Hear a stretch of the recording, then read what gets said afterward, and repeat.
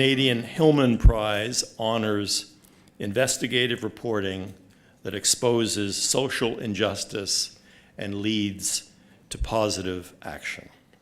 And there is a rich tradition in Canada for this type of journalism.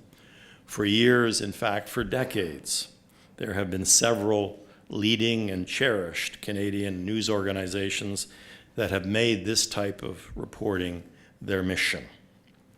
High on any short list has been the CBC, and in particular, its legendary investigative program, The Fifth Estate.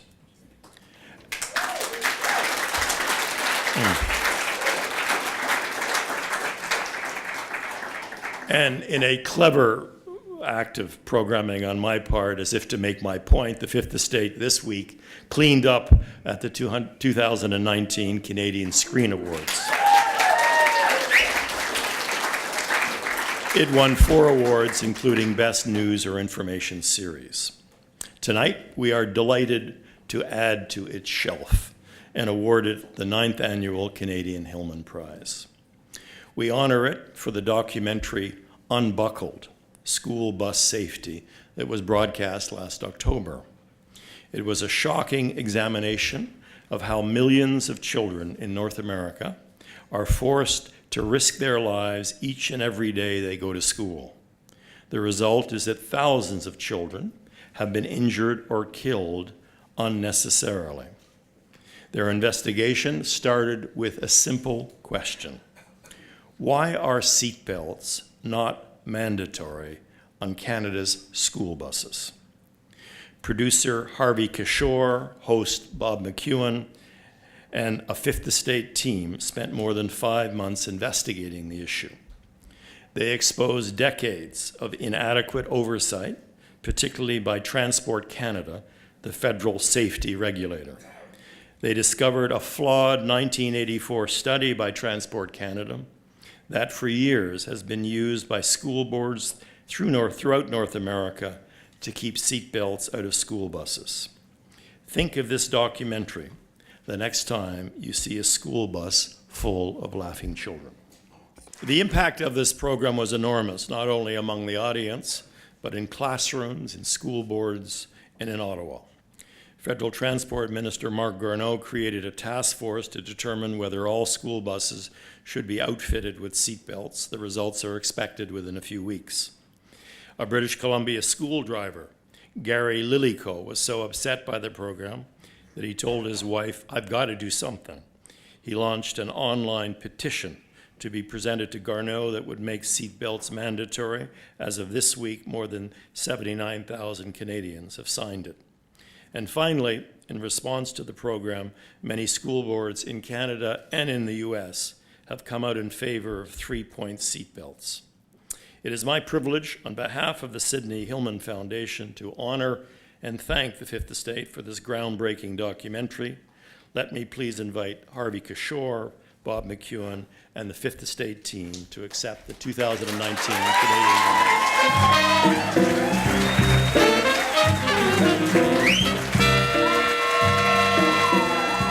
It is an honor to be speaking here on behalf of my colleagues at the Fifth Estate and to receive the Hillman Award for Excellence in Journalism, and to quote the Hillmans, journalism in service of the common good. The common good is what the Fifth Estate executive producer Jim Williamson and I were both thinking, I'm sure, when he called me last spring on Cortes Island in British Columbia, after I'd been told to burn off endless weeks of extra time I had worked. 2 things were on our mind. First, the tragic Humboldt-Broncos bus crash had just happened, and we were looking into safety concerns about buses in general. Second, my daughters, who are sitting right here, Katie and Maddie, can say hello. For the first time in their lives, were taking a school bus to school. Every time I dropped them off at the corner of Squirrel Cove Road and Seaford Road, I would remember that, oh yeah, school buses don't have seatbelts. I wrote Jim an email. Let's find out why there are no seatbelts on school buses. How did it even come to happen? The question was simple, and the answer, as it emerged, was shocking.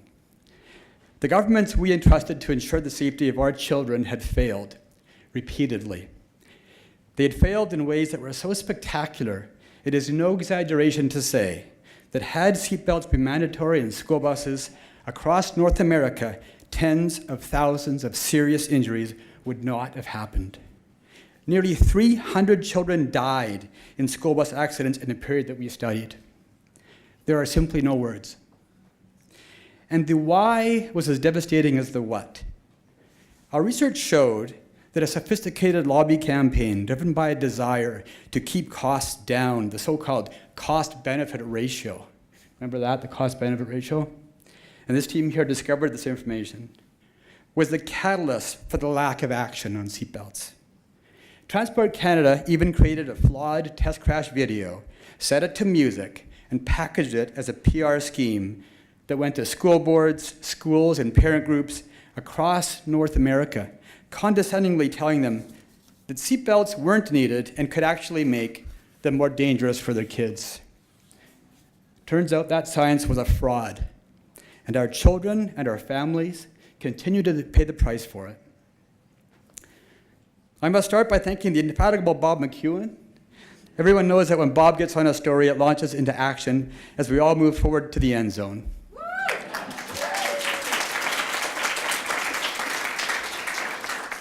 And who will ever forget Bob McEwen interviewing mannequins in Indianapolis? Hard to do. Or, as you saw in the video there, his palpable shock when a Transport Canada official admitted to him, for the first time ever, that seatbelts were actually a good idea. It was an incredible moment, and Kimberly and Bob did the interview in Ottawa when I was out in BC. And to the third member of the traveling team, cinematographer Doug Husby. Doug has two brilliant skills: getting the right pictures and getting the right restaurant. Thanks, Doug, for both. And thanks to my colleagues Kimberly Ivany, who worked for 7 months on this project, and who always reminded us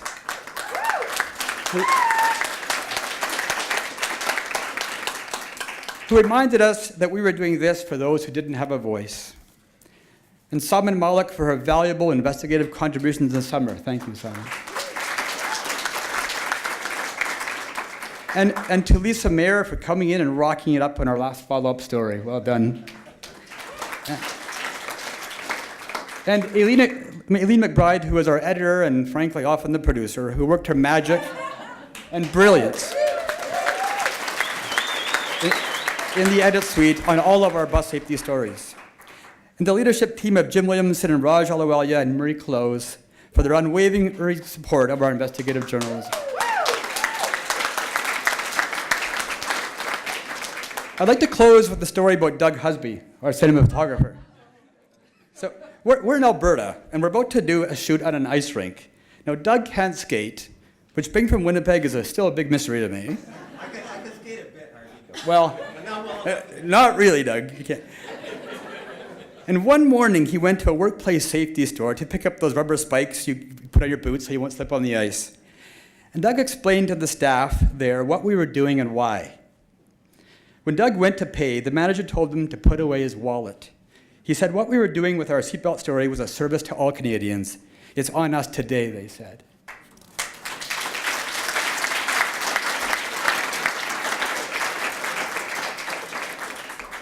That gesture was an inspiration, and I believe a connection we made in service of what the Hillmans call the common good. Thank you to my wife, Isabella, and my 4 children, Massey, Jeremiah, Maddie, and Katie, who over the years have been an inspiration for so many of my stories. Yay, Katie, yay, Maddie. And my mom, who passed away while I worked on the story.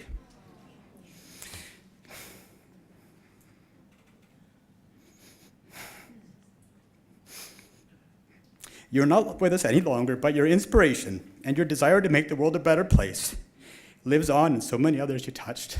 Thank you.